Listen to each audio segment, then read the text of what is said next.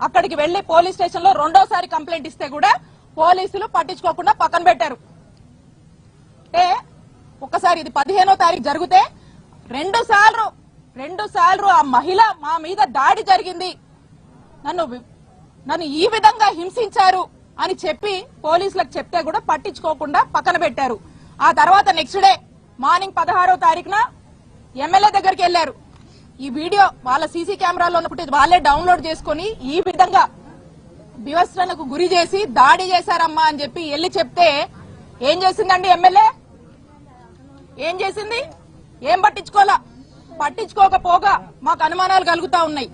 ఏమనంటే ఇరు వర్గాలు అవతల వాళ్ళ పార్టీ మనుషులు కదా, వాళ్ళ పార్టీ నాయకుల్ని కాపాడుకునేటువంటి ప్రయత్నం ఎమ్మెల్యే చేసింది. ఎమ్మెల్యే చేసి ఇక దాన్ని ఎంతసేపు కూడా దాచిపెడదాము, రాజీ చేద్దాము అనేటువంటి ప్రయత్నం చేస్తూనే వచ్చారు. అప్పటికి కూడా కేసు కట్టలేదు.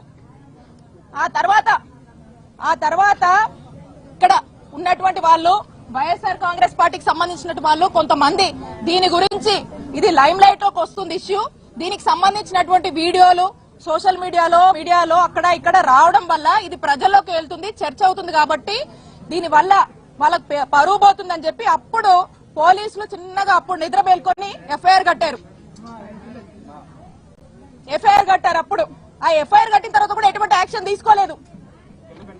మరి ఏదేదో మాట్లాడుతూ ఉన్నారు. ఈ ఎమ్మెల్యే గారు కూడా ఏదేదో మాట్లాడుతూ ఉన్నారు. ఒకదానికి పొంతం లేదు.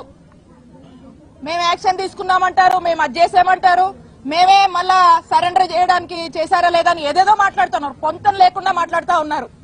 మీకు గనక చిత్తశుద్ధి ఉంటే 3 రోజుల వరకు ఏం చేశారు ఎమ్మెల్యే గారు అని నేను ప్రశ్నిస్తా ఉన్నాను. పోలీసులకు గనక చిత్తశుద్ధి ఉంటే ఇచ్చిన రోజు 2 సార్లు సామాన్య మహిళ వాళ్ళ కుటుంబం దాడి జరిగిందని 2 సార్లు ఒకటే రోజు మీ పోలీస్ స్టేషన్ కు వచ్చి మొరబెట్టుకుంటే ఎందుకు ఎఫ్ఐఆర్ కట్టలేదు అని పోలీసులు ప్రశ్నిస్తున్నాను. మీకు చిత్తశుద్ధి లేదు. పోలీసులు రెడ్ బుక్ లో బిజీగా ఉన్నారు. పోలీసులకు ఇలాంటివి పట్టదు.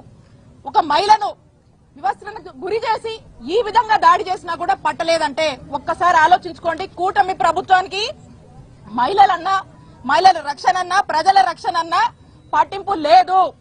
ఎంతసేపు రెడ్ బుక్, దీని మీద తప్పితే ఇంకో దాని మీద ధ్యాస లేదు.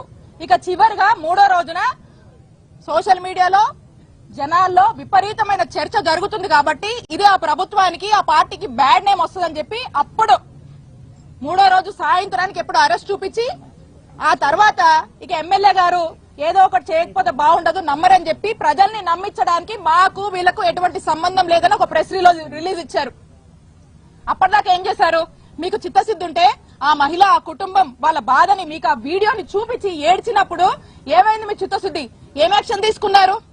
ఇక పైగా ఇక మాటలు చెప్తారు వీళ్ళు ఏమని, మహిళలకు ప్రత్యేక గ్రీవెన్స్ అంట. అమ్మా, మహిళలకు ప్రత్యేక గ్రీవెన్స్ మీరు నడపడం కాదు. మీ దగ్గరికి ఏడుస్తూ వచ్చినటువంటి మహిళ వివస్త్రణకు గురై ఏడుస్తూ తన బాధను చెప్పుకొని టీడీపీ వాళ్ళు మామూళ్ల కోసం ఈ విధంగా హింసించి కొట్టారని చెప్తే అది పట్టించుకొని మీరే గ్రీవెన్స్ గురించి మాట్లాడతారు. ఫస్ట్ అవి పట్టించుకోండి. మీ దగ్గరకు వచ్చిన మహిళకు మీరు న్యాయం చేయండి. మీరు తనకు న్యాయం చేయడంలో ఖచ్చితంగా జాప్యం జరిగింది కాబట్టే పోలీసుల అలసత్వం వల్లే ఈ దారుణం జరిగింది. ఇది మీరు గనక సరైన టైంలో టైమ్లీ యాక్షన్ తీసుకుంటే గనక ఇది జరిగి ఉండేది కాదు. దీనికి ఏం సమాధానం చెప్తారు? ఎవరు రెస్పాన్సిబుల్ తీసుకుంటారు? పోలీసులు సమాధానం చెప్పాలి. ఈ ప్రభుత్వానికి ఈ ఇన్సిడెంట్ అనేది ఈ ప్రభుత్వానికి ప్రభుత్వ పోలీసులు తలదించుకునేటువంటి ఇన్సిడెంట్ ఇది. Shame on this government. అలాంటి ఇన్సిడెంట్ ఇది. ఫర్దర్ ఇలాంటి ఇన్సిడెంట్ ఎక్కడా రైజ్ అవ్వకుండా కాపాడేందుకు పోలీసులు ఈ ప్రభుత్వం దృష్టి పెడితే బాగుంటుందని హెచ్చరిస్తూ ఇప్పటికైనా రెడ్ బుక్ మానుకొని వైఎస్ఆర్ కాంగ్రెస్ పార్టీ యాక్టివిస్టుల మీద వైఎస్ఆర్ కాంగ్రెస్ పార్టీ సంబంధించి ఎవరన్నా ఈ అధికార పార్టీ వాళ్ళు చేస్తున్నటువంటి దోపిడీ మీద, వాళ్ళు చేస్తున్నటువంటి అన్యాయాల మీద, వాళ్ళ హామీల మీద నిలబడినందుకు ప్రశ్నిస్తే వాళ్ళని హింసించడం మానేయండి. ఇప్పటికైనా సామాన్య ప్రజలకు న్యాయం చేసే దాని మీద దృష్టి పెట్టండి. మహిళలకు జరుగుతున్నటువంటి ఇలాంటి అన్యాయాలు కట్టడి చేసేందుకు ప్రయత్నించండి అని ప్రభుత్వాన్ని హెచ్చరిస్తూ ఈ గుంటూరులో ఇలాంటి ఇన్సిడెంట్ చూడడం, దీని గురించి వినడం, ఈ రోజు వాళ్ళని కలుసుకోవడము, ఆమె మాటల్లో వింటే ప్రతి ఒక్కరి మనసు ప్రతి ఒక్కరికి కూడా, ప్రతి ఒక్క మహిళకు కూడా ఈరోజు ఒక కలిసివేసేటువంటి ఇన్సిడెంట్. ఇలాంటి ఇన్సిడెంట్స్ రిపీట్ కాకుండా ఉండేందుకు తగిన చర్యలు, జాగ్రత్తలు తీసుకొని ఇప్పటికైనా ఈ ప్రభుత్వం బోళ్లు దగ్గర పెట్టుకుని పనిచేయాలని మరొకసారి వాళ్ళని హెచ్చరిస్తున్నాం. అందరికీ నమస్కారం. మొన్న మనం చూసాం, ఈ గుంటూరులో కృష్ణబాబు కాలనీలో ఒక మహిళ మీద ఒక టీడీపీ వార్డు